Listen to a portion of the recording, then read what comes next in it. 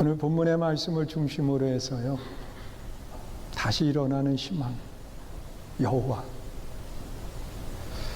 한 해의 삶을 이렇게 돌아보면 우리 삶에 좋은 일들도 있었지만 정말 마음 아픈 일들도 많이 있었는 줄 압니다. 저도 목회하는 여정 속에 올해 참 많은 그런 힘드는 일들이 있었습니다. 함께 하나님을 찬양하며 영광을 돌리던 그 아름다운 모습을 가진 성도님들이 어느 날 갑자기 보이지 않는 하나님의 부르심을 받는 그런 모습들도 보았고요. 또한 어느 성도는 육신의 약함 속에 고통하면서 하나님 앞에 치유를 간구하는 그런 모습들도 보았고요. 어떤 성도들을 이렇게 보면 자녀들로 인해서 가슴 아파하는 그런 모습들도 보았습니다. 그런 모습들을 보면서 저분이 어떻게 일어날 수 있을까? 저 힘들고 어려운 여정 속에 어떻게 자리를 박차고 다시 일어나 전처럼 다시 희망을 가지고 나아갈 수 있을까? 이런 마음들을 갖게 하는 그런 모습들을 보았습니다. 아마 이러한 모습은 이스라엘 백성들의 모습과 같다고 생각을 합니다. 이스라엘 백성들은요, 하나님을 예배하고 하나님께 영광을 돌리던 그들의 삶의 중심과 같았던 예루살렘 성전이 그 바벨론이라고 하는 나라의 무참히 짓밟혔고, 또한 성전에 있어야 된 모든 성물들이 다 약탈을 당하고, 또한 백성들은 하루아침에 전투를 다 빼앗기고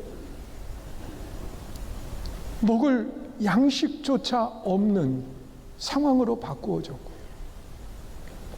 여러분, 행복하던 가정은 사랑하는 자녀가 포로로 잡혀가든 아니면 부모가 포로로 잡혀가든 그 바벨론 포로로 잡혀가는 그런 상황 속에서 가정들이 무너져 버리는 그런 참혹한 모습들을 경험하게 된 겁니다. 여러분, 하나님의 성전은 무너지고 또한 양식이 없어서 고통 가운데 생활할 수밖에 없고 사랑하는 가족들이 함께하지 못하는 그 아픔 속에 이러한 모습을 바라보던 예레미야 선지자는 눈물로 하나님 앞에 애가를 지어서 아픔을 표현하는 겁니다. 그것이 예레미야 애가의 모습인데요. 그 5장 가운데 중간 있는 3장은요.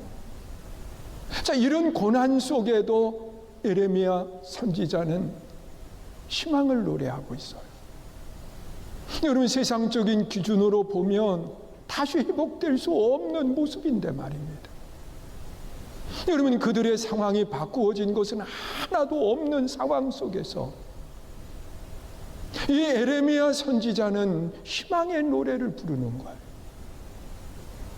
그에게 있어서 희망이 뭘까? 우리 한번 생각해 봐요. 뭐 어떤 달라진 모습이 있나? 백성들이 힘을 모아서 이 바벨론을 대항할 만한 힘을 갖췄기에 희망이라고 이야기했나? 아니면 그들이 뭔가 새로운 나라가 자신들을 도와서 이 고난을 이기게 만들 수 있는 그 희망이 그들 속에 있는가? 여러분, 예레미야 선지자가 말하는 희망은 어떤 상황이 바뀌었기 때문이 아니에요. 어떤 환경에 변화가 일어났기 때문이 아니에요. 오늘 본문에 기록되어 있는 말씀을 보면 예레미야 선지자는 희망을 하나님께 뒀어요. 하나님이 희망이다. 믿으세요? 여러분, 우리들의 삶의 모습 속에도 달라진 게 뭐가 있나요? 어떤 환경이 완전히 뒤바뀌었기 때문에 우리가 고난 속에 희망을 노래하나요? 여러분, 우리가 정말 예수 그리스도를 영접한 하나님의 자녀라고 이야기하면 우리들의 희망은 세상적인 것이 아니라 영적인 것이어야 돼요. 믿으세요? 내 삶의 희망은 세상이 바꾸어졌기 때문이 아니라 우리들의 삶의 희망은 예수 그리스도, 하나님이 나의 희망이 될 수 있기를 주의 이름으로 축원합니다. 여러분, 오늘 본문에서도 그 고난 속의 희망을 하나님께 뒀는데, 여호와 하나님께 뒀는데 왜 하나님이 희망이라고 이야기하나? 오늘 본문 22절에 보면 그렇게 말씀을 하고 있어요. 읽습니다.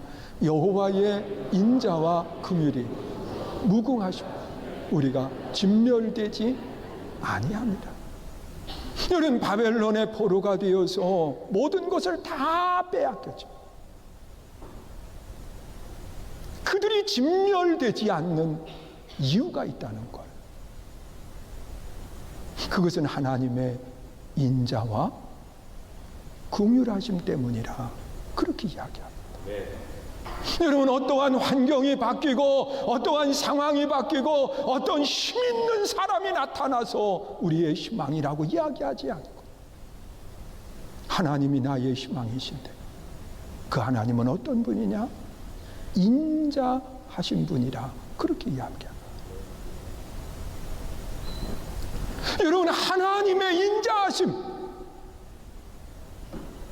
그 하나님의 인자하심은 어떠한 것을 이야기하느냐고 하면,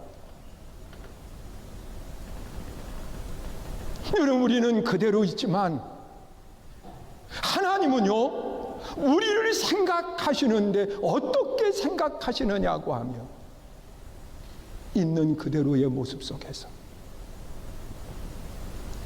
하나님이 나를 불쌍히 여겨서가 아니라는 거예요. 하나님이 연민을 가지고 우리를 바라보시면서 인자함을 갖는 것이 아니라는 거예요. 여러분, 하나님의 인자하심을 원뜻으로 살펴보면요, 언약을 붙드신 하나님, 그 하나님이 우리를 언약 가운데 대해 주신다라고 하는 말씀입니다. 여러분, 나는 그대로 있는데 하나님이 나를 불쌍해서 동정심을 가지고 나를 대한다라고 말하지 않아요. 하나님이 약속하신 언약을 가지고 우리를 대하시는 하나님이신 것을 말씀하고 있어요. 여러분, 성경에 나타나 있는 말씀을 보면 아브라함이라고 하는 사람의 모습을 생각해봐요. 아브라함은요, 어느 날 하나님이 부르시고 난 뒤에 그에게 약속을 하셨어요. 그와 언약을 맺었어요. 그 언약은 뭐냐? 네 자손을 통해서 큰 민족을 이루겠다. 그리고 너는 복이 될 거다. 그것이 하나님의 언약이에요. 그러면 하나님의 능력과 하나님의 역사하심을 믿고 하나님이 그렇게 해주실 때까지 기다렸어야 되는데 그 땅에 흉년이 들은 거예요. 그러니까 하나님의 약속의 땅을 벗어나서 애굽으로 내려가 거기에서 하나님이 정말 민족을 이루시겠다고 하는 그 사실을 믿지 못하고 자기 아내를 이방 나라의 왕에게 바치는 거예요. 여러분, 그것은 하나님이 보실 때 괘씸하지요. 세상에 그 흉년이 들었으면 내가 채우실 줄 믿고 기다렸어야지. 하나님이 민족을 이루게 하셔야겠다고 하는 그 약속을 뒤로하고 그 아내를 이방 왕에게 내어주는. 여러분, 하나님 보실 때 괘씸하지요. 세상에 이 정도로 나를 믿나? 그러면서 하나님이 얼마든지 괘씸한 마음을 가지고 버릴 수도 있어요. 그런데 하나님은 언약을 맺으셨기 때문에 그 언약을 근거한 인자하심을 가지고 아브라함을 대해주신, 그것이 인자 헤세드라고 하는 원뜻이에요. 여러분, 하나님이 우리를 보실 때 하나님이 우리와 맺은 언약을 가지고 우리를 불쌍히 여기고 우리를 긍휼히 여기시는 거예요. 여러분, 하나님의 언약은 무엇을 이야기하나요? 여러분, 요한복음 1장 12절에 보면 영접하는 자, 곧 그 이름을 믿는 자, 하나님의 자녀됨의 권세를 주셨다는 거예요. 여러분, 내가 곁길로 가도 때로는 내가 하나님 앞에 안 좋은 행동을 했어도 하나님이 그 언약을 잊지 아니하시고 그 언약을 가지고 우리를 바라보신다. 여러분, 이스라엘 백성들이 하나님 앞에 범죄하고 하나님 앞에 우상을 숭배하면서 하나님을 떠난 삶을 살아가지만 하나님이 그 백성들과 언약을 맺었어요. 70년 후에는 뭐 한다고요? 돌아오게 합니다. 하나님은 그들이 아무리 잘못을 해도, 하나님은 그들이 아무리 하나님의 마음에 들지 않는다 할지라도 세상적인 연민이 아니라 하나님은 약속에 근거한 인자하심을 가지고 우리를 기다려주시고 우리를 회복해 해주신다고 하는 사실이에요. 믿으세요? 헤세드의 하나님, 언약을 붙들고 우리를 기다려주시는. 또한 긍휼이라고 하는 것은 무엇을 이야기하나요? 여러분, 긍휼이라고 하는 것은요, 그 원뜻을 보면 그렇게 이야기합니다. 한 여인이 아기를 잉태했어요. 그런데 그 어머니가 태중에 있는 아기를 대하는 마음, 그것을 긍휼이라고 이야기해요. 라하, 그 라하임의 뜻은요, 태중에 있는 자녀를 어머니가 대하는 것처럼 그렇게 긍휼의 마음, 부근한 마음을 가지고 하나님이 대하신다. 여러분, 어머니의 마음이 어떤 줄 아세요? 말하는 것 하나도 조심하는 것. 내 자녀에게 영향이 그칠까 봐.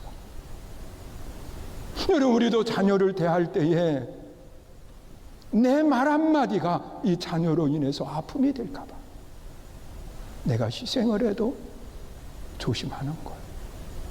말 한마디라도. 여러분, 또 생각해 봐요. 그 내가 병이 들어서 당장 약을 먹어야 돼요. 그 약만 먹으면 쉽게 나을 수 있어요. 그런데 그 태중의 자녀 때문에 내가 먹어야 될 그 약도 먹지 않는 것. 왜 태중의 자녀가 해를 입을까?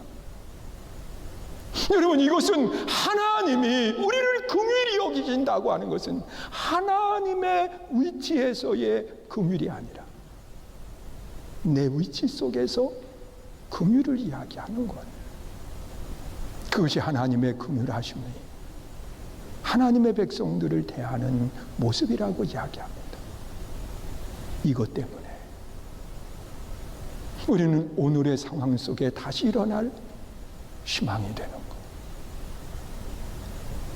하나님의 인자, 헤세드, 하나님의 긍휼, 라임. 그래서 우리는 어떤 환경, 어떤 상황을 만난다 할지라도 우리는 주저앉지 않고 다시 일어나는 것. 믿으세요? 그리고 또한 에레미야 선지자는요, 왜 우리가 주저앉지 않고 다시 일어날 수 있느냐? 오늘 본문 23절에 보면 그렇게 말씀을 하고 있어요. 읽습니다. 이것들이 아침마다 새로우니 주의 성실하심이 크시도소이다. 하나님의 성실하심, 그것이 오늘 우리가 다시 일어날 수 있는 이유인 것을 말하고 있습니다. 여러분, 하나님의 성실하심은 무엇을 의미하느냐고 하면, 어느 날 큰 태풍이 불어와요. 그래서 집들이 다 회파되고 고통 속에 하루를 보내는 거예요. 그런데 이 태풍 가운데도 밤은 찾아오네요. 칠흑 같은 어둠이 찾아오는 거예요. 태풍이 불고 칠흑처럼 어두운 밤이 찾아와도 아침은 반드시 온다는 거예요. 하나님의 신실하심이 이와 같다는 거예요. 여러분, 내 삶에 고난이 있어요. 내 삶에 아픔이 있어요. 모든 것을 다 잃어버리는 그런 고통이 내게 찾아왔어요. 그런데 하나님은 여전히 어디에 계시느냐? 그 자리에 계시는 거예요. 하나님의 신실하심은 그 자리에 계시는 거예요. 여러분, 누가복음 15장에 보면 탕자의 비유가 나옵니다. 그 탕자의 비유 속에 보면 어느 날 둘째 아들이 아버지에게 이야기해요. 아버지, 어차피 내게 분깃을 줄 텐데 그 분깃을 미리 달라는 겁니다. 그런데 이스라엘의 전통 풍습을 보면 그 아버지가 자식들에게 분깃을 나누어 줄 때가 언제냐고 하면 아버지의 죽음이 임박했을 때, 그때 분깃을 주는 거예요. 그러면 그 둘째 아들이 분깃을 달라고 하는 말 속에는 아버지 죽으라는 거예요. 얼마나 괘씸하고 얼마나 못됐어. 이 정도 되면 너 내 자식 아니야 그러면서 얼마든지 버릴 수 있어요. 그런데 아버지는 그 아들이 상처가 될까 봐, 그 아들이 내 말 한마디에 고통을 당할까 봐 그 아들을 위해서 줘요. 그 아들은 그것을 가지고 도시로 나가, 성경에 보면 탕진했다고 그랬어요. 모든 것을 다 잃어버리고 짐승이 먹는 쥐엄나무를 먹으면서, 열매를 먹으면서 고통하다가 아버지 생각이 나는 거. 내 아버지 집에는 먹을 양식이 많은데 내가 아들로서 가는 거는 그렇고 하인의 한 사람으로 돌아가리라. 그리고 아버지에게로 오는데 아버지는요, 아들이 갈 때 배웅했던 그 자리, 내 자녀가 떠나가는 그 자리, 거기에 아직도 여전히 계시더라는 거예요. 이것이 하나님의 신실하심. 여러분, 때로 우리가 하나님 앞에 범죄해요. 잘못된 행동을 해요. 그럼에도 불구하고 하나님의 신실하심은 그 자리에 하나님은 늘 계시는 거예요. 폭풍우 가운데 지나간 칠흑같이 어두운 밤이지만 아침이 돌아오는 것처럼 여전히 하나님의 신실하심은 그 자리에 계시다는 거예요. 여러분, 이스라엘 백성들이 바벨론이라고 하는 나라의 포로가 되어서 다 잃어버린 고통의 시간들을 보내지만 하나님은요, 변하지 않고 여전히 그들의 아버지로 기다리고 계시는 거예요. 언제까지? 하나님이 약속하신 70년. 믿으세요? 이것이 하나님의 신실하신 모습입니다. 그래서 우리는 다시 일어날 수 있는 거예요.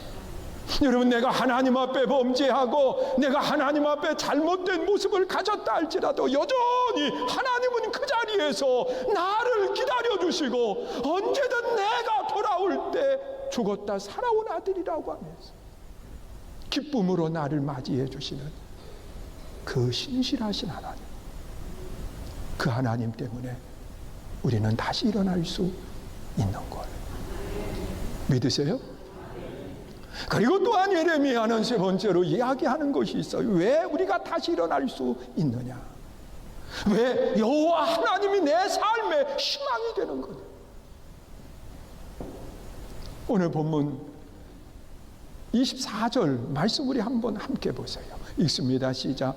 내 심령에 이르기를 여호와는 나의 기업이시니 그러므로 내가 그를 바라리라 하도다. 여러분, 사람들은 내 삶의 기업이 물질이라고 이야기합니다. 그래서 물질을 잃어버리면 기업을 다 잃어버린 것처럼 고통하고 힘들어합니다.